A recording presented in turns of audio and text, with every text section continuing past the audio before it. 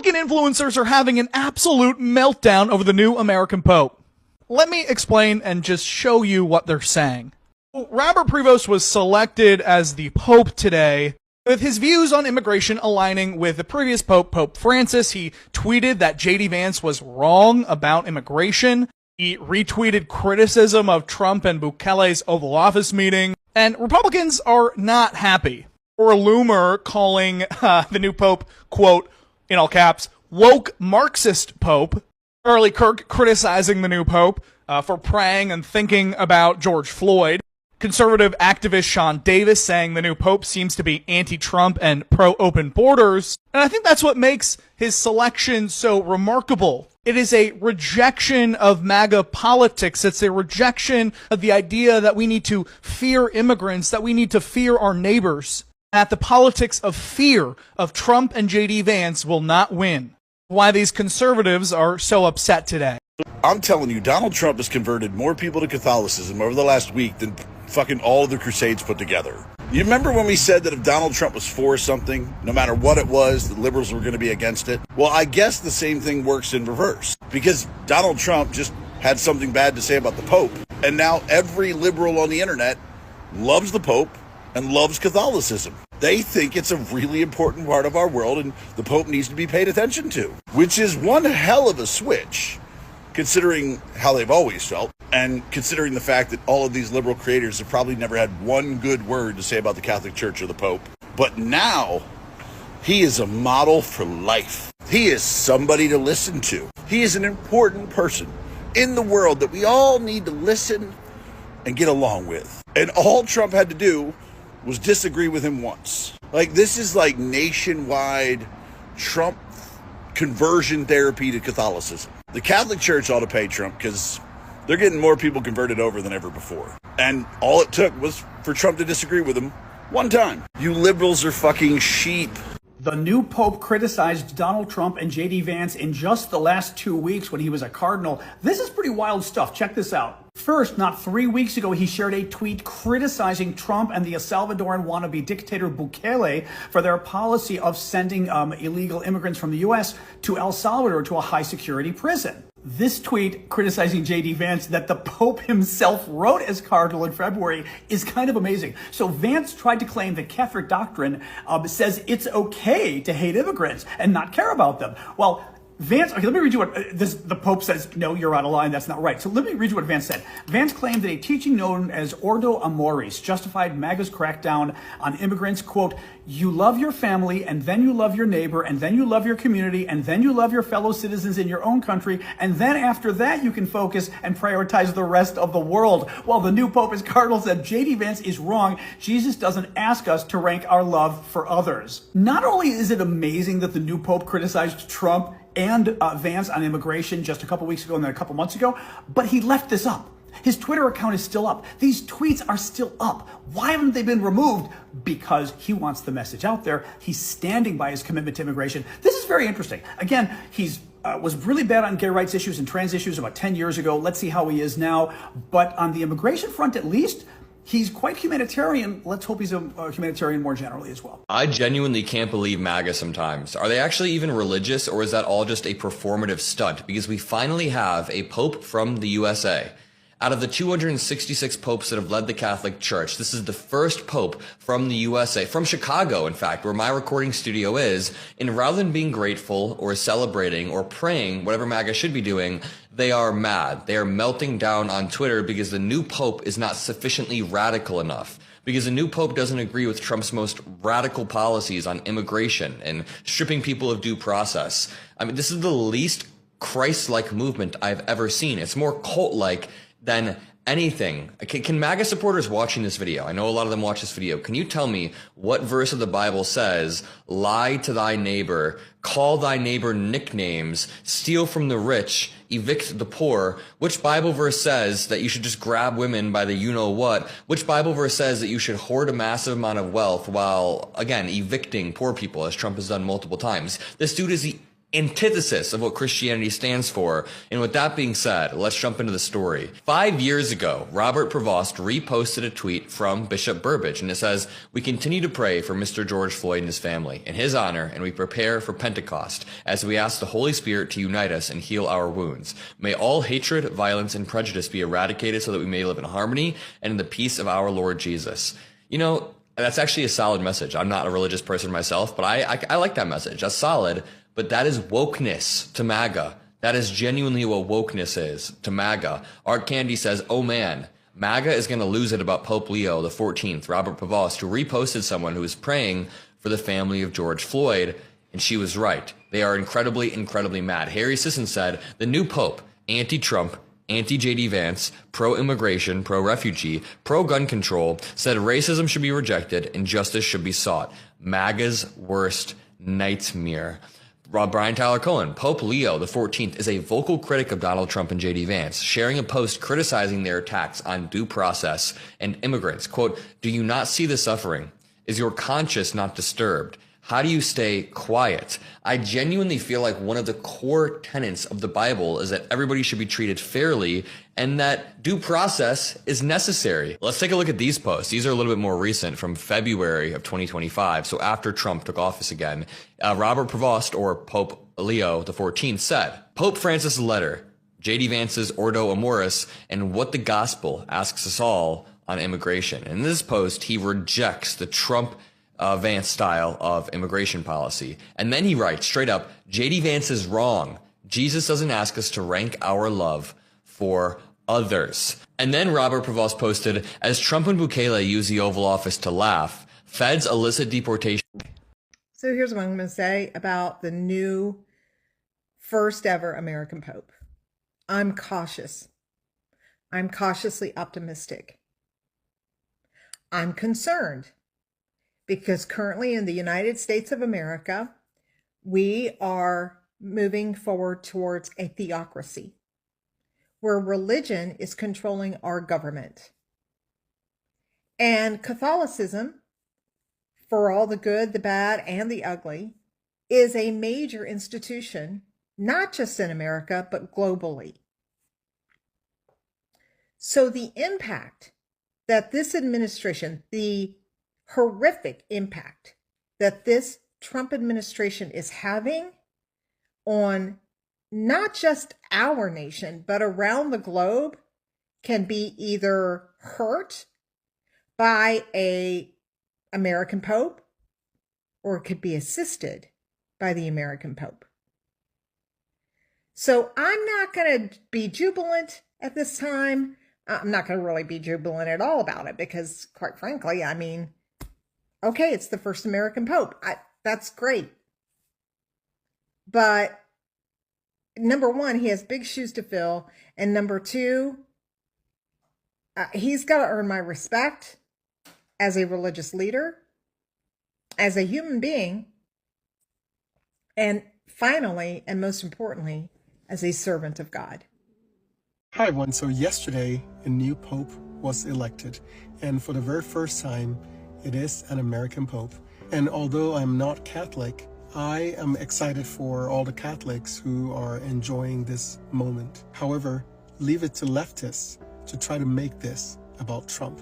So they went into the archives and dug up a tweet from this new Pope a few months ago talking about JD Vance's speech on the hierarchy of love. I don't know if you remember this, but basically JD Vance was making the correct assessment that people have to prioritize their affection. And what that means is, as a father, my primary concern has to be for my own family before anybody else. That just makes sense. In the tweet, the now Pope claimed that JD Vance was wrong for claiming that there is an order of love, and that order starts in your own home. In his rebuttal, he claimed that Jesus did not establish a hierarchy of love. I understand the general principle that we should love our neighbors as ourselves. I understand that our neighbors include everybody in the world.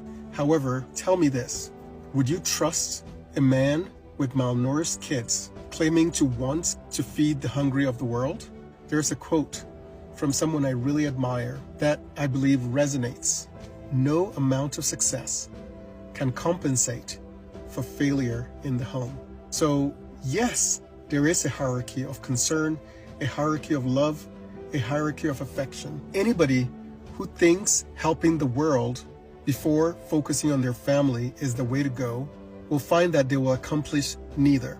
Because if you can't take care of your own home, how do you expect to be able to take care of the rest of the world? Also, the Pope spoke in Spanish, and once again, leftists construed that as a slight against Trump, because somehow Trump hates people who speak Spanish, or that wanting a secure border and orderly immigration somehow means that you hate people who don't look like you, or you hate people who speak different languages, which is kind of weird because Trump is married to someone who speaks 6 different languages.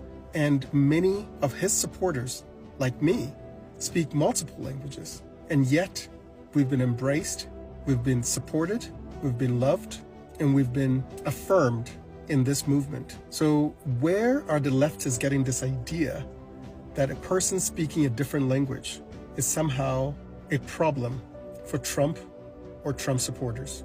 Like I said in my last video, there's only one group of people in America who can so easily be activated to point their wrath to anything without a concern that they will do any critical thinking on their own and recognize that they're being used as the pawns in the evil designs of charlatans.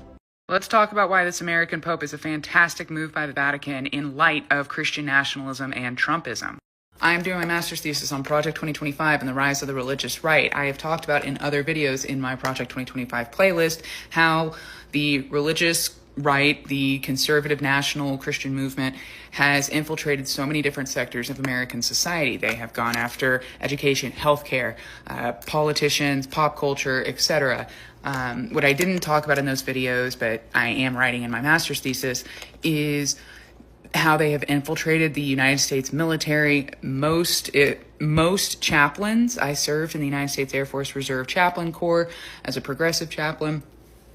Most of the chaplains that are in there that are serving are from evangelical or Southern Baptist backgrounds, and their goal is to tend and convert American soldiers into Southern Baptist or evangelicals, because and wrap that in with the Bible and the flag. We've talked about this intertwining of how America is God's country and they're here to turn the world into some sort of godly state. And they're going to start with American politics, and then as that escalates and as they take over more and more of America, they plan to use the military to continue global dominance of Christianity, this conservative Christianity. So this nationalist movement is nationalist until it goes global. That's a real thing. So for the Vatican to elect an American socially progressive Pope, Pope Leo, is a statement against Trump and Christian nationalism. He has tweeted against Trump multiple times. He has socially progressive values, much like Pope Francis. So not just once, but twice, the Vatican has told the world that they want a socially progressive Catholicism that has conservative Catholic doctrine. They're making that very clear that Pope Francis was not a fluke, that this is the world that they're moving towards, that they liked Pope Francis and they're going that direction. So, and again, a lot of conservative, evangelical, even conservative Catholics, and then, of course, the Southern Baptists are not going to be happy with this new Pope. They're just not, which I think is a fantastic move by the Vatican to say, hey, you are not going to call the shots on what it means to be Christian. This Christian nationalist movement is not Christ-like. Like, this is not what we stand for. And we're going to tell you this not just with Pope Francis, but with Pope Leo. And having it be American is, yes, I know that there's like, oh, American hegemony. But if America, if religious Christian nationalism takes over the United States, it's not good for other countries with our military superpower. So I think it's a really smart move on their part to put someone, I know that he won't be here in America, but to have an American speaking out against Trump was smart. I also appreciate that he has dual citizenship and was naturalized in Peru. Historically, the global South has been neglected in world politics, and I appreciate that Pope Leo has these strong ties to the global South and can be an ally in religious and global politics. And then finally, this is just for me, but I really appreciate that he's from Chicago. Not only is that cool to say that, like, I love Chicago anyway, and I love the fact that he's like a fan of the Chicago Bears, but also just like this like tie to Barack Obama, who the religious right hates because of his name, his skin color, his stance on queer marriage and contraceptives with Obamacare. It's I think that's cool. Yeah, so the religious right's not going to like this. And I'm cool with the religious right being angry. Well.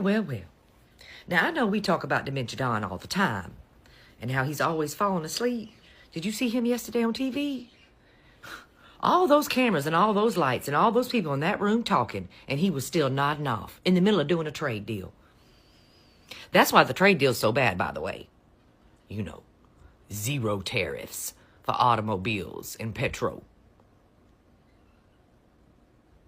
coming out of the UK, while we're charging them absolutely nothing for our beef and our food products today. That was not a good deal. That was not a deal that went our way. Do you understand that, MAGA?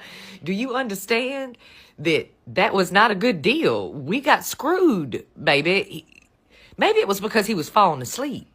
And don't tell me he was just closing his eyes for a bit, because there's a strong difference between the lights are so bright that I must close my eyes, honey, then, well, I'm asleep and I am trying to fight. Because when his eyes was closed like this, his jaw, his chin had relocated itself.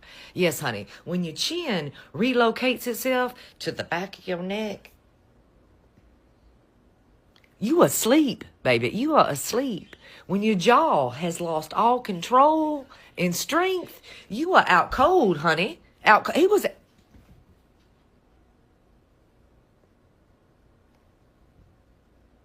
I thought his goddamn head was just going to roll right on off his neck.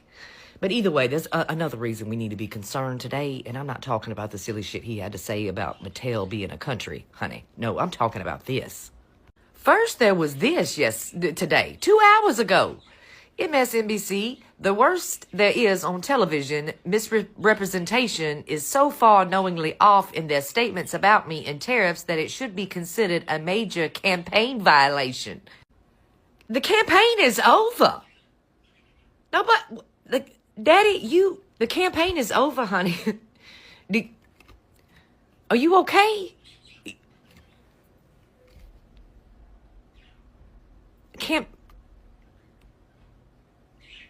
Are you okay? Do you still think you're campaigning? I know, because you are losing ground and some of the MAGA are starting to turn around and put the Kool-Aid down. But the campaign is over, honey.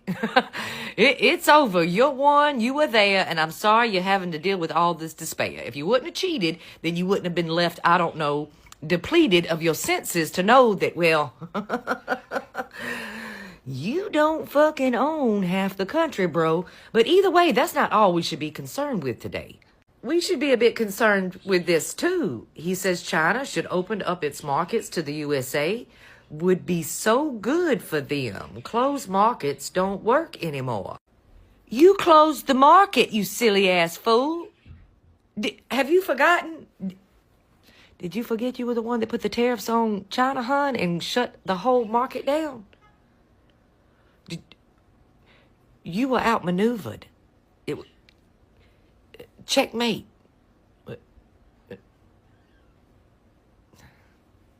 Or are you just begging? Are you just begging for a little leeway? Because, well, that damn wig glue, honey, they don't make it here in America like they do over there in China. So maybe he's just out of wig glue. Just now, the Catholic Church just elected the first American Pope. Mm-hmm. And as an American, And as a Bible-believing Christian, I don't know why, and I can't put my finger on it, but something about this really rubs me the wrong way. Brass Knuckles Bible Club. I think that's what your username is. Interesting. Anyway, call on me. I know why you don't like it. Number one, it might be because during his first official address as Pope, he spoke quite a bit about building bridges and remaining close to those who are suffering, and emphasized peace and unity. And based on your profile, I'm going to guess that that doesn't jive or align with the fact that you believe that quote-unquote illegal immigrants, your words, not mine, don't deserve to be in this country. It's a contradictory statement, what the Pope was preaching versus what your belief system is, proving that maybe you're not so Christian after all. Or maybe, option number two, is that you realize that in February of 2025, the new Pope tweeted that J.D. Vance is wrong. Jesus doesn't ask us to rank our love for others, which, as someone who is baptized and grew up in the Presbyterian Church, is true. So now you have not one Pope Francis, but two Pope Leo saying that J.D. Vance is unchristian-like and a bad Catholic. Or maybe just in general, you didn't like the fact that Pope Leo on May 8th said that the church should be a missionary institution that is, quote, always open to receiving with open arms for everyone, like this square, open to all who need our charity, our presence, dialogue, love, which isn't necessarily uniquely LGBTQ friendly, but it is friendly to all people. In summary, Brass Knuckles Bible Club, I think what you're realizing is we have an American Pope now, but your version of American in your brain is MAGA Trump. But the reality is this Pope, who is a centrist, is more along the lines of what an American actually is, and your brain cannot handle that cognitive dissonance, which is exactly why you can't put your finger on it. As I mull over whether I want to go into the house and get food or not, I'm thinking about all the cult members who are just fine with the government violating basically every amendment of the Constitution, pow, except the second. I don't know that they realize that that's fucking coming. But they're okay with no free speech. They're okay with, illegal search and seizure. They're okay with forcing people to talk. They're okay with ending birthright citizenship. They're okay with, due process being taken away. How the fuck do you not understand that they're taking that away from every goddamn body? Lottie-dottie, every goddamn body. Okay. If they, bend the Fifth Amendment and you are forced to speak through, I don't know, maybe torture or under penalty or under threat of being deported to fucking El Salvador or Libya or wherever the fuck they come up with next. Myanmar's my guess. But that means you too. If they destroy an amendment to the Constitution, it's not just illegal MS-13 terrorists. It's everybody. If they end birthright citizenship, your fucking children fall under that now. Their children will fall under it. Ending birthright citizenship is, again, not just for illegal immigrant MS-13 terrorists. It's everybody. When they do eventually come after the Second Amendment, and they fucking will, they're not just going to take guns from illegal immigrant MS-13 terrorists. They're going to take them from fucking everybody. If you go out on the street and you wave your Confederate flag or your Nazi flag or whatever the fuck it is you're going to go out there and wave, if somebody decides they don't like it, as in the FBI, whoever, that pertains to you fucking too. It's not just illegal immigrant MS-13 terrorists. How the fuck is your skull so thick that you can't fucking see that. Oh, well, I voted for him because I love his policies. Well, his policies are going to bankrupt you. Go try and get a home loan. Go try and get a fucking loan, period. Good luck with that. Good luck with finding groceries at the grocery store. Good luck with finding, anything that comes out of China. Congratulations on your next $5,000 iPhone. But he'll never come after you. And even when he's fucking coming after you, you still fucking defend him. But that's cool. That's cool because he's getting rid of all the illegal immigrant MS-13 terrorists. Fucking you are the saddest sack motherfuckers I have ever encountered. The Atlantic came out with an article last week asking why are young people everywhere so unhappy? And they give the usual answers and responses like social media, social isolation from the pandemic, increased pressure to succeed academically, a lack of vision for the future, political polarization, all those normal answers you hear about why Gen Z is so unhappy and everything they're doing wrong to make them unhappy. But I want to reframe the blame and place it more on millennials, Gen X, and boomers. Because the reality is their parents are deeply angry people. And angry people are going to create unhappy children. I have 2 children, 1 and 3. I do not pretend to be a parenting expert or even a good father. But the one thing I can do for my kids is not be angry. The one thing I can do for my sons is not allow an angry man in the house, because they will never be able to be happy with an angry man living in the house. And the way that I prevent myself from being angry is going to therapy, is living a life of joy, is building relationships, communities that give me meaning, having hobbies and self-care, building a life and serving my community that gives me the security and the sense of well-being I have, that I'm not angry. Because the biggest thing that we can do as parents and as leaders to prevent young people from being so unhappy is stop being angry. And I know I get on here a lot and complain about a lot of things. But the biggest thing that we can do as adults, as leaders, is to stop being so angry. Because if we decrease the amount of anger in this world, we will increase the amount of happiness. And that is all I want more than anything in the world, is for everyone to be happy.